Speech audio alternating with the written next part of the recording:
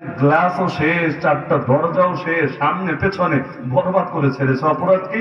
খালি একটু back gear দিয়ে পালাতে চেয়েছিল। 15-20টা গাড়ি একসঙ্গে থামিয়েছে গাছ ফেলিয়ে, পালাতে চেয়েছিল। চাইলো কেন?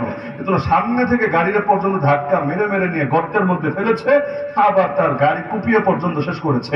মানে মাল নিয়ে যা ক্ষতি করেছে এর চাইতে বেশি গাড়ির ক্ষতি করে দিয়েছে।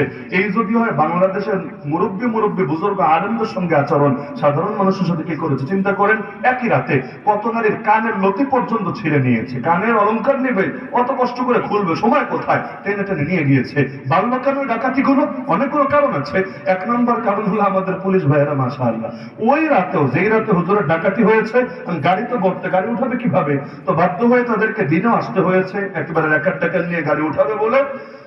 এমন পুলিশ এসে এই কথাটা পর্যন্ত বলেছে, যেই দেশে পুলিশে মায়েরা ঝোলায় রাখে ওভার ব্রিজের সাথে, যেই দেশে পুলিশের থানা গিয়া জ্বালায় দেয় পাবলিক